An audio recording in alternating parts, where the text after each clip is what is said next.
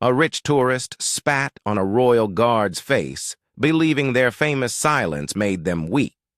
But when this decorated veteran finally broke his stance, his response didn't just humble the man.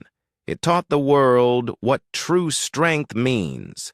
The summer sun beat down mercilessly on the grounds of Buckingham Palace, its golden rays reflecting off the ornate gates where hundreds of tourists gathered, phones raised high to capture their brush with British royalty. Among the sea of excited faces and chattering voices stood guard Thomas Blackwood, as still as the palace walls themselves, his red uniform pristine.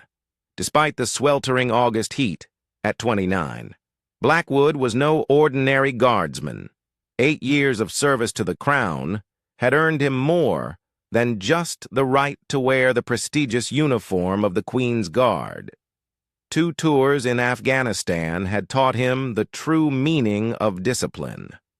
His valor earning him commendations that now sat quietly in his modest London flat. But here, standing at attention before Buckingham Palace, he served a different kind of duty every morning. Blackwood would rise before dawn, spending 3 meticulous hours preparing his uniform, each button polished to mirror shine, every strap and buckle aligned with military precision. To some it might seem excessive for what tourists often dismissed as mere ceremonial dye beauty, but Blackwood knew better. The uniform he wore carried centuries of tradition, each crease and fold a testament to the unwavering dedication of those who came before him. It's not just about standing still. He would later recall of that fateful afternoon when we put on this uniform. We become living symbols of something greater than ourselves. Every tourist's photo, every child's wave, every attempted joke, we face it all with the dignity this position demands on an average day. Blackwood would encounter hundreds of tourists, their cameras flashing, and children pointing. Most were respectful, some were amusing, and a few would try to provoke a reaction, a time-honored game that most guards had learned to take in stride. But this particular Thursday afternoon would prove different. Among the usual crowd of sightseers, a group of American tourists was making their way toward his post, led by a man whose expensive polo shirt and designer sunglasses couldn't quite mask his air of entitlement. The time was 2:30 p.m., the sun at its highest and the crowd at its thickest. None of the excited tourists snapping their photos could have guessed they were about to witness a moment that would challenge the very foundations of duty, discipline, and dignity. Not even Blackwood, who had maintained his composure through 8 years of service, through war and peace, through rain and shine, could have predicted how the next 17 minutes would test every ounce of his training as the group of Americans drew closer. The air seemed to grow heavier with tension. In his years of service, Blackwood had never once broken character, not in the worst weather, not under the most aggressive provocations. But as he caught sight of a young man approaching Kevin Reynolds, though Blackwood didn't know his name yet, something felt different. The man's expensive polo shirt and practiced smirk spoke of privilege and entitlement. A combination Blackwood had seen too many times before, as Reynolds sauntered closer with an all-too-familiar air of superiority. Blackwood would soon discover that every man, no matter how disciplined, has his limits. Kevin Reynolds wasn't accustomed to being ignored back in Texas. His family's oil money had always guaranteed him the attention he felt he deserved at the prestigious Dallas Country Club. Waiters would materialize at the slightest gesture in board meetings. Executives twice his age hung on his every word. Even here in London, his first-class flights, 5-star hotels, and exclusive restaurant reservations had maintained that comfortable bubble of deference he'd come to expect. But now, standing before the stoic figure of guard, Blackwood Reynolds faced something his wealth couldn't. influence, genuine, unmovable dignity. The morning had started typically enough for Reynolds a champagne breakfast at the Ritz, where the maître had fawned over him, appropriately a shopping spree at Harrow's, where attendants had rushed to offer him private viewing rooms. But as the day wore on, and the drinking continued, a familiar restlessness had begun to stir within him, that nagging need to prove himself, to assert his importance in increasingly dramatic ways. "Hey, look at this guy," Reynolds called out to his friends, his voice carrying the distinctive drawl of old money.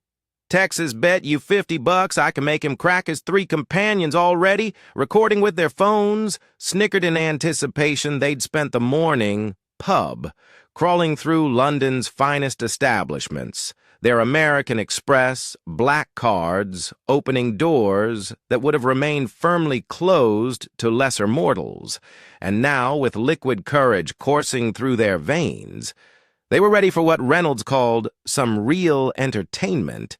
The first attempts were predictable enough.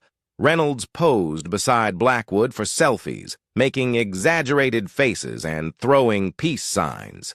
"Come on, buddy, smile," for the camera.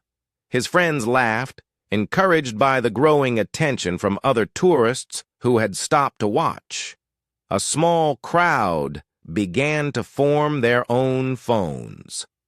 Raised to capture whatever might unfold, a street vendor nearby slowly pushed his cart away, sensing the brewing trouble with the instinct of someone who'd seen similar scenes before.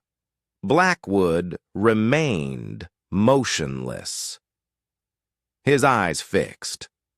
Straight ahead in his mind, he recited the oath he'd taken years ago, letting the familiar words wash over him like armor. He'd faced worse, much worse. The scars on his left shoulder from that firefight in Helmand Province were testament to that. He could still recall the whistle of bullets, the weight of his wounded comrade as he dragged him to safety, the grit of sand between his teeth as he'd called in air support. This was nothing.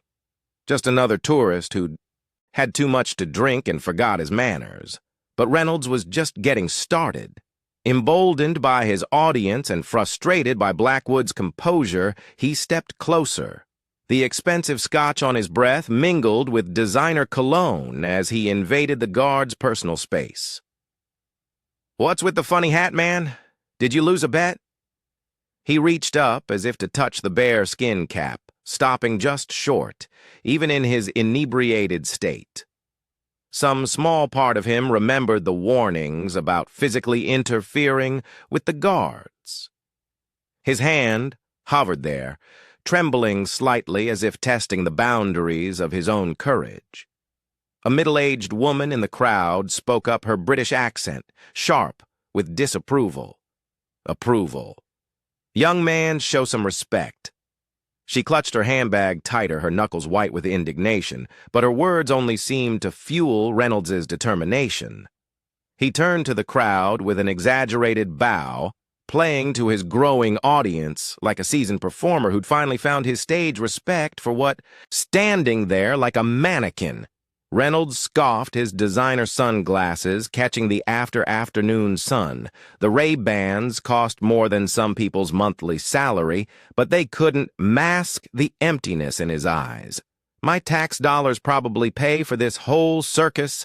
The historical inaccuracy of his statement might have been amusing if his tone hadn't been so bitter, so deliberately provocative.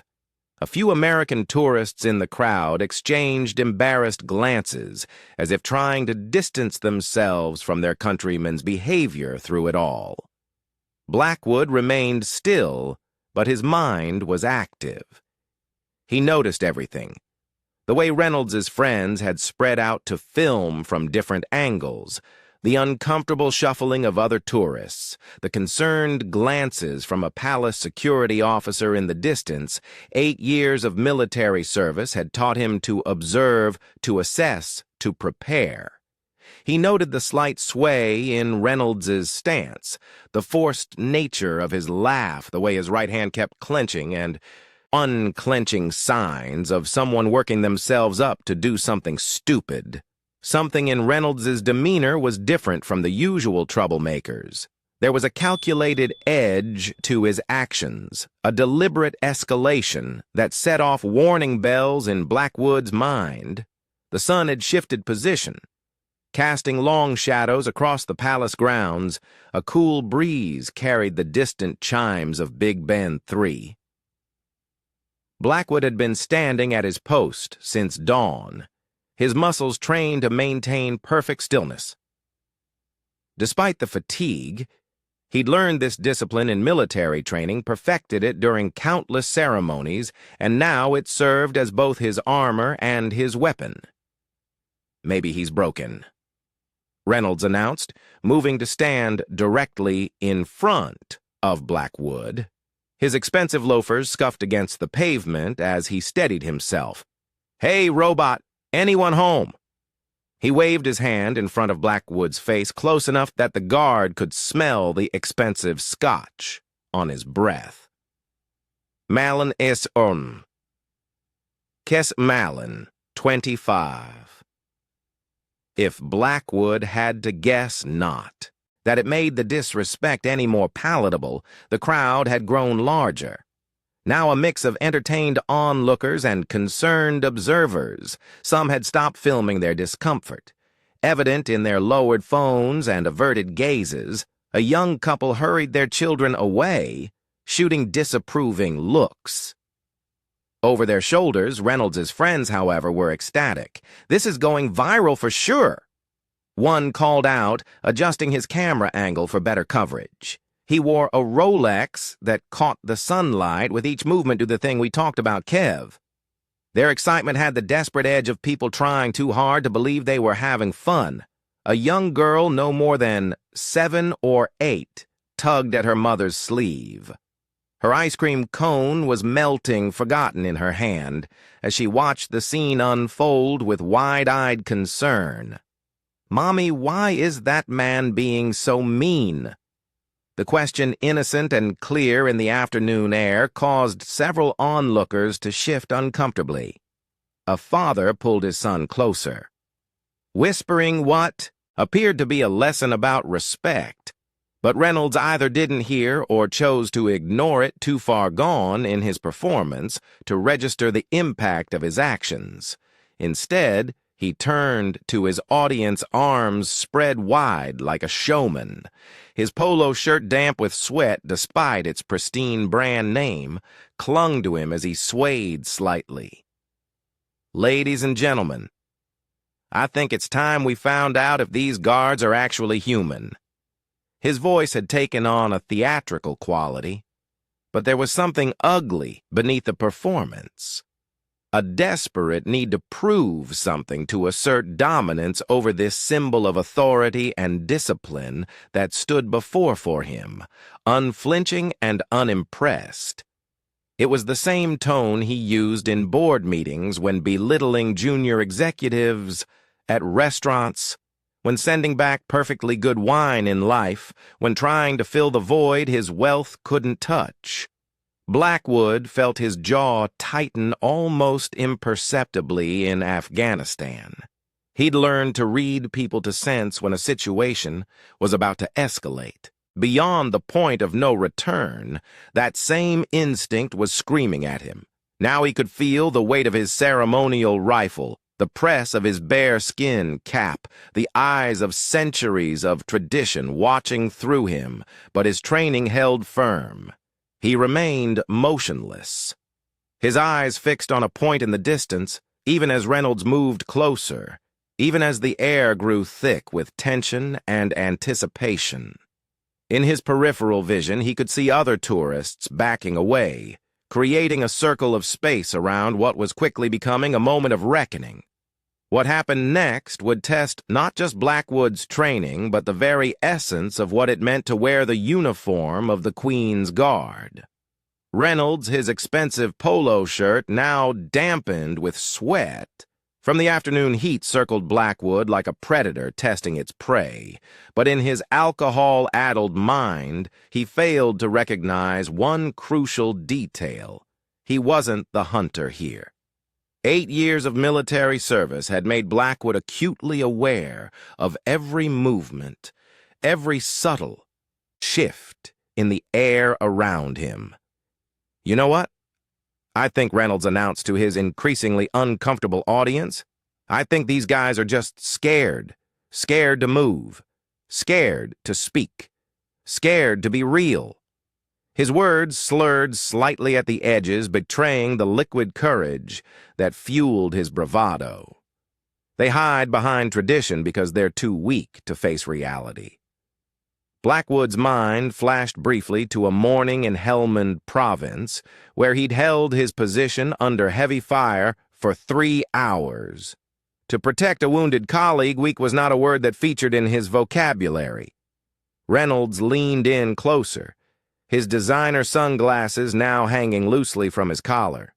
"What do they even do here anyway? Stand around like statues while the world laughs at them?"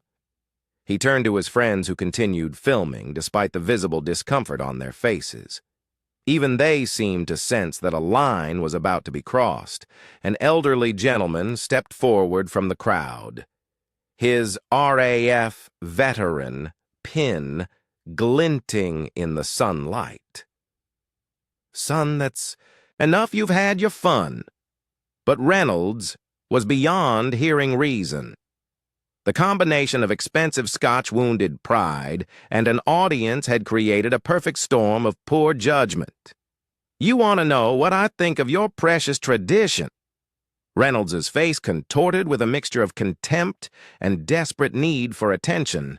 Time seemed to slow as he gathered the saliva in his mouth.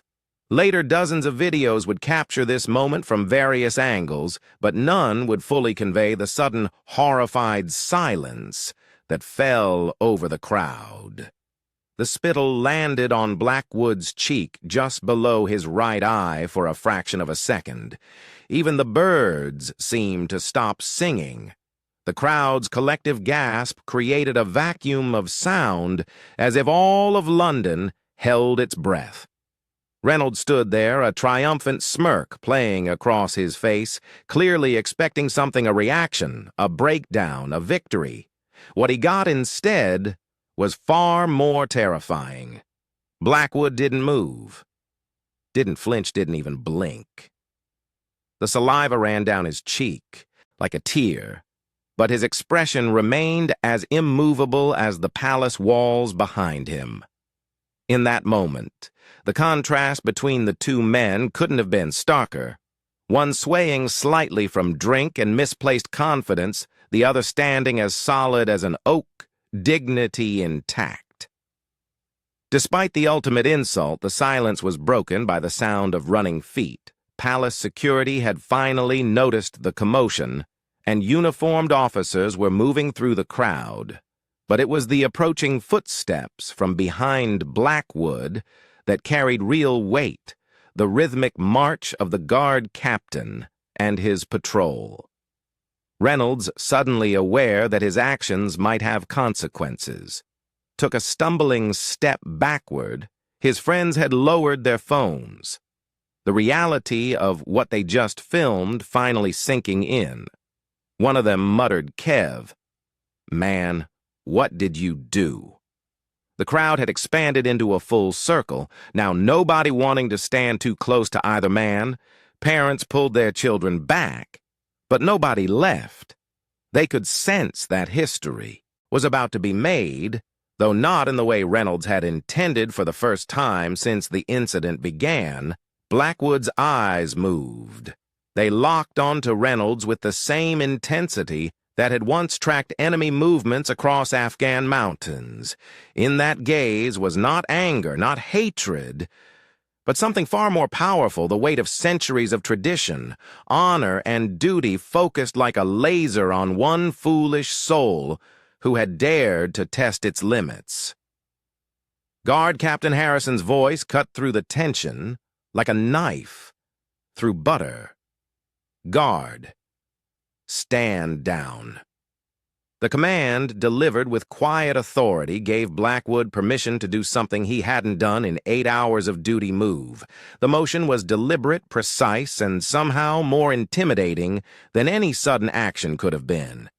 Blackwood pivoted 45 degrees, came to attention, and saluted his superior with textbook precision. "Sir, permission to address the situation." Granted, what happened next would be described by witnesses in dozens of different ways. Some would call it a speech, others a lesson, and still others would describe it as one of the most powerful moments they'd ever witnessed. But all would agree on one thing they had never seen: dignity quite like this.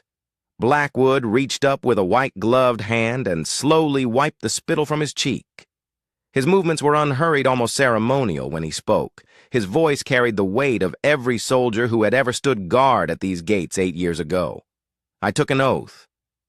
He began his words clear and measured, not just to the crown, but to everything these gates represent: tradition, honor, sacrifice. His eyes found Reynolds, who had suddenly lost all traces of his previous bravado while you were in that pub working up the courage to come here and make a spectacle of yourself. "I was standing guard over a history that stretches back centuries." The crowd was absolutely silent, now phones still recording but forgotten in hands that hung limply at their sides. Even Reynolds' friends had stopped their nervous shuffling. "You see this uniform?" Blackwood continued, his voice carrying across the courtyard. "Before I earned the right to wear it, I served 2 tours in Afghanistan. I've watched brothers in arms fall defending the values you mock. This isn't a costume, sir. It's a symbol of dedication that you clearly cannot comprehend." He turned, slightly addressing the broader crowd. "Now every day, we stand here not as statues or tourist attractions, but as living reminders of the discipline, honor, and sacrifice that built and preserved this nation. We endure the heat, the cold, the rain, and yes, even the occasional fool who mistakes our discipline for weakness." Reynolds, attempting to salvage some dignity, opened his mouth to speak, but Captain Harrison's sharp glance silenced him. Immediately, 2 police officers had arrived and were standing ready, but they too seemed captivated by Blackwood's words. "You wanted to know if we're human." Blackwood's voice took on a softer tone, though it lost none of its power. We feel every insult, every joke, every attempt to break our composure, but we stand firm because that's what duty demands, because some things in this world are bigger than personal comfort or ego. Some traditions deserve respect, even if you don't understand them." He turned back to Reynolds, who had begun to visibly shrink under the weight of the moment. "You came here hoping to create a viral video to get your moment of internet fame. Congratulations, sir. You've succeeded, but not in the way you intended. Instead of exposing weakness, you've demonstrated why we stand here day after day, because there must always be those who stand firm against disrespect, who maintain dignity in the face of ignorance, who remind others that honor isn't just an old-fashioned word." The elderly RAF veteran in the crowd nodded slowly. Tears visible in his eyes, parents were drawing their children closer, speaking in hushed tones, explaining the significance of what they were witnessing. "I don't expect an apology," Blackwood concluded, his voice carrying a note of finality, "but I do hope that someday you'll understand what happened here. This isn't about you or me. It's about everything we guard here. Not just the buildings and the people within them, but the principles they represent." With that, Blackwood turned back to Captain Harrison, saluted once more, and resumed his position with the same precision that marked his every movement. The spittle on his cheek had dried in the afternoon sun, leaving no visible mark much like how Reynolds' attempt to leave a stain on the institution had only served to make it shine brighter. The police officers stepped forward, now their duty clear, but the real judgment had already been delivered not through force or anger, but through a display of character that would be remembered long after the handcuffs clicked into place. The arrest itself was almost anticlimactic after the power of Blackwood's words. As the police officers LED Kevin Reynolds away, his designer sunglasses slipped from his collar and clattered to the ground, forgotten his friends. Those same young men who had been so eager to film his prank now couldn't meet anyone's eyes as they shuffled away from the scene, their phones finally lowered, assaulting a Queen's Guard. One of the officers explained, his voice carrying across the now hushed crowd. "That's a serious offense, sir. You'll have plenty of time to reflect on Guard Blackwood's words while we process your case." The videos, as expected, spread across social media like wildfire. But unlike the thousands of tourist pranks Guard clips that populated the internet, this one struck a different chord within hours. Multiple angles of the incident had been uploaded each, capturing a different perspective of the moment. Yet they all told the same story, not of a guard's composure breaking, but of dignity, triumphing over disrespect. Respect. The guard began trending on Twitter within the hour. Comments flooded in from around the world. This is what real strength looks like. Standing firm in the face of disrespect. That speech should be played in schools. Tradition, honor, duty values. We need more than ever watch how he maintains his dignity, even after being spat on. That's character. Reynolds' identity didn't stay private for long. His Texas oil fam's PR team scrambled to contain the damage, but the court of public opinion had already rendered its verdict. The same social media platforms he'd hoped would celebrate his bravery and challenging authority instead became a showcase for his humiliation. His LinkedIn profile was flooded with comments about respect and dignity. Several exclusive clubs in London quietly removed his name from their guest lists. But perhaps the most powerful consequences weren't the legal charges or the public shame.